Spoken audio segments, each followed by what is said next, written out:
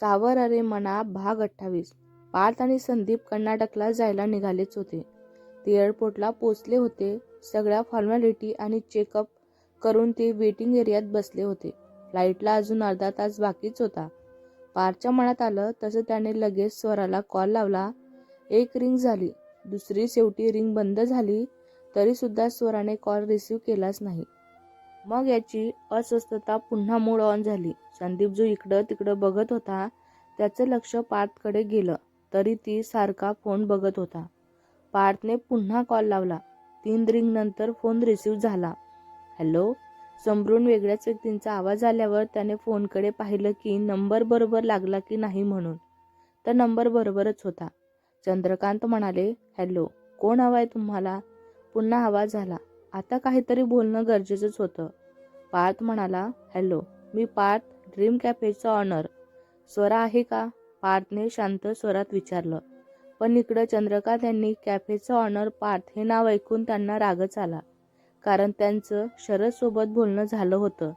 आज त्यांच्या बोलण्यातून त्यांना हेच जाणवलं की पार्थमुळं स्वराला त्रास झालेला आहे आणि तरीही हा तिला कॉल करतो. शरदला कुठं माहिती होतं की एका रात्रीत पार्थ आणि स्वरामध्ये काय घडलं. जे त्याला आधी माहिती होतं ते त्याने चंद्रकांत यांना सांगितलं. तेही त्यांनी त्यांच्या मैत्रिणीची शपथ घातली म्हणून त्याला सांगावं लागलं होतं. पण चंद्रकांत यांना पार्थचा राग आलेलाच होता आणि नेमका आज स्वरा फोन घरी विसरून कॅफेला गेली होती म्हणून चंद्रकांत यांनी कॉल रिसीव्ह केला होता. चंद्रकांत म्हणाले, मी स्वराचे बाबा बोलतोय. तुम्ही तेच पार्थ ना, ज्याने माझ्या स्वराचं मन दुखावलं. यापुढं स्वराला तुम्ही कॉल करायचा नाही, लांबच राहायचं तिच्यापासून. असं बोलून त्यांनी समोरून काहीही न ऐकता कॉल कट केला.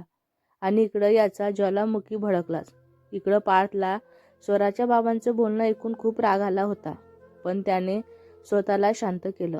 कारण त्याला सगळ्या गोष्टी शांत राहून हाताळायला लागणारच होत्या. शरदने खरं काय ते चंद्रकांत यांना सांगितलं. पण हेही सांगितलं की स्वरा यातून बाहेर पडायला वेळ लागेलच म्हणून त्यांनी देखील तिला काही न विचारायचे ठरवलेच होते.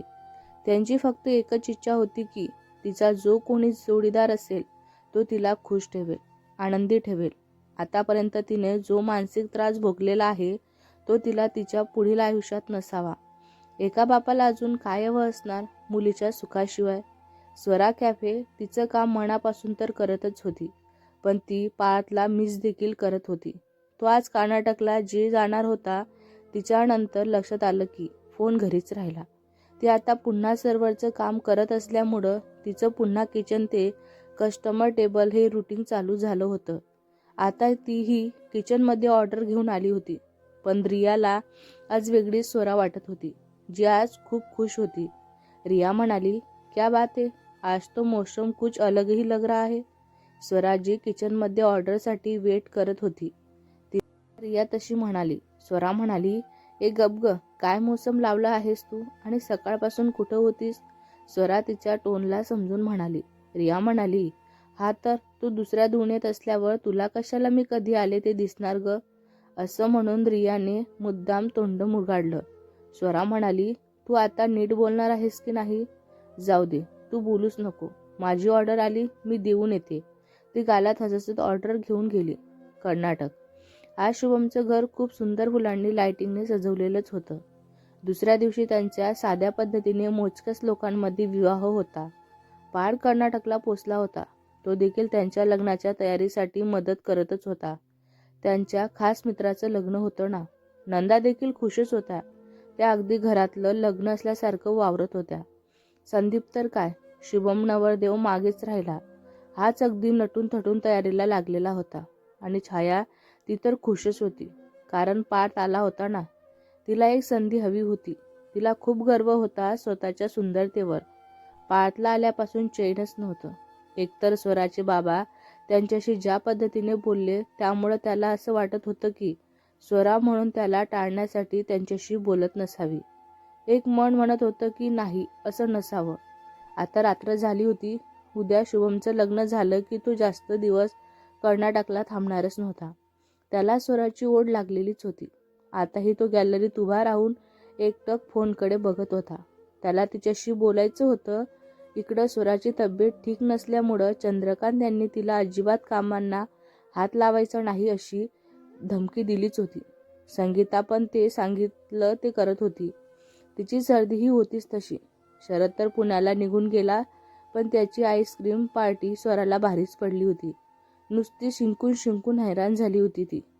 म्हणजे 2 शब्द बोलेल की तिची शिंका आलीच समजा. तिने गोळी घेतली होती सर्दीवरची, पण लगेच सर्दी जाणार नाही हेही तिला माहितीच होतं. चंद्रकांत यांचे लेक्चरही खाऊन झालेच होते. त्यांनी तिला फोन अजिबात हातात घ्यायचा नाही अशी त्यांनी ऑर्डर देऊन झोपायला सांगितलं. बिचारी एकतर आज फोन घरातच राहिला, वर बाबांनी देखील तिला फोन घेऊन दिला नाही. मग काय मॅडमने ठरवलं की सगळे झोपले की फोन घेऊ म्हणून. कदाचित कालसारखा त्यांचा मेसेज आला असावा. आता तिनं खात्री घेतली सगळे झोपलेलेच आहे याची, आणि मग फोन घेऊन अंथरुणात पडली. लॉक उघडला आणि टुणकून उठून बसली, कारण लॉक उघडताच तिला 3 मिस कॉल दिसले होते. चंद्रकांत यांच्याशी बोलून झाल्यावर देखील त्याने स्वराला कॅफे सुटल्यावर कॉल केलाच होता. त्याला वाटलं की घरी गेल्यावर ती फोन उचलेलच. स्वरा फोन बघतच होती की तिचा फोनची रिंग वाजली.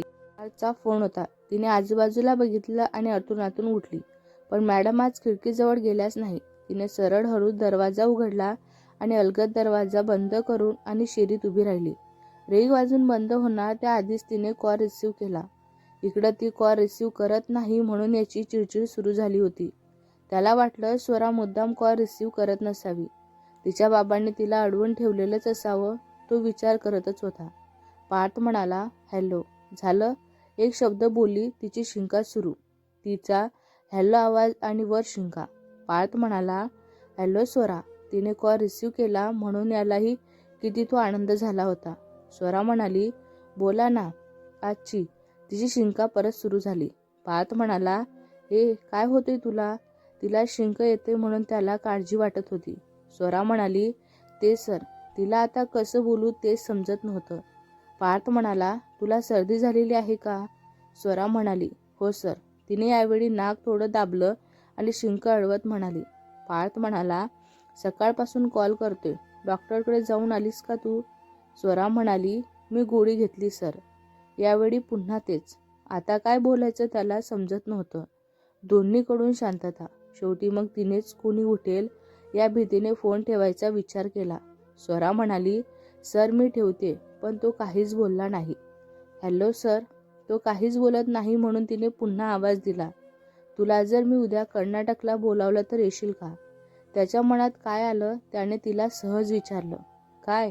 तिची रिॲक्शन अशी होणारच होती, कारण कर्नाटक आणि ती. पार्थ म्हणाला, का काय झालं? मी तिकीट्स काढून देतो. अशोक सर येणार आहेत. माझा मित्र शुभम त्यांचं लग्न आहे म्हणून. हवं तर लियालाही सोबत घेऊन ये. अशोक सरांना मी सांगतो तुम्हाला घेऊन यायला. तो ती काय बोलते याची वाट बघत होता. स्वरा म्हणाली, पण सर असं कसं मी येणार आनंद सरांसोबत? ती बोलतच होती की. तिला थांबवतच पार्थ म्हणाला, मी म्हणालो ना मी करीन मॅनेज म्हणून. बोल येशील का तू उद्या? तो अगदी एक्साइटमेंट होत मध्ये बोलत होता. स्वरा म्हणाली, मी तिची आणि ती इकडं. आता त्याला हसायला येत होतं. त्याला तिची शिंक खूपच क्यूट वाटत होती. पार्थ म्हणाला, तू येत आहेस का? मी तिकीट्स बुक करतो. Okay. Now go to sleep and take care. त्याने स्वतः गृहीत धरलं.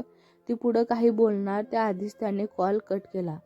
इकडं त्याने कॉल कट केला तसं ती एकटक फोनकडे बघू लागली होती. बाबांना काय सांगू? मी कधीच इतक्या लांब गेले नाही. ते तर मला पाठवणार सुद्धा नाही.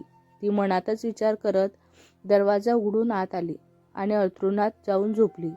तोच पुन्हा तिचा फोन वाजला. मी 2 तिकीट बुक केलेले आहेत. सकाळची फ्लाईट आहे. अशोक सर तुला पिकअप करतील. त्यांचा मेसेज वाचून तिला आता काळजी वाटायला लागलीच होती. ती विचार करू लागली की बाबांना काय सांगू म्हणून. मग तिला लगेच शरदचा विचार आला आणि तिला आशेची किरण दिसली. तिने वेळ नाही बघितली आणि लगेच शरदला कॉल लावला. पण बोलायला तर लागणारच होतं ना, म्हणून पुन्हा बाहेर आली. इकडे शरद इतक्या रात्री स्वराचा कॉल बघून आदित्य तर घाबरलाच होता. त्याला नुसती झोप लागलेली होती. स्वराचं इतक्या रात्री कॉल करणं हे खूप महत्त्वाचं होतं, कारण ती कधी असा कॉल करत नाही ना. पण ती जे काही समरून बोलली त्याने तो शॉकच झाला. शरद म्हणाला, हॅलो स्वरा, तू इतक्या रात्री कॉल केलास, सर्व ठीक आहे ना तिकडं? तो कॉल रिसीव करून म्हणाला होता. स्वरा म्हणाली, इकडं सर्व ठीक आहे, पण आजची. शरद म्हणाला, तुला सर्दी झालेली आहे का? हो. खा अजून आईस्क्रीम खा. त्याला देखील तिचा हा त्रास माहीतच होता. भेटूया पुढच्या भागात. हा भाग तुम्हाला कसा वाटला कमेंट करून नक्की सांगा. व्हिडिओ आवडला असल्यास लाईक करा, शेअर करा. नवीन असाल तर चॅनलला सबस्क्राईब करा. धन्यवाद.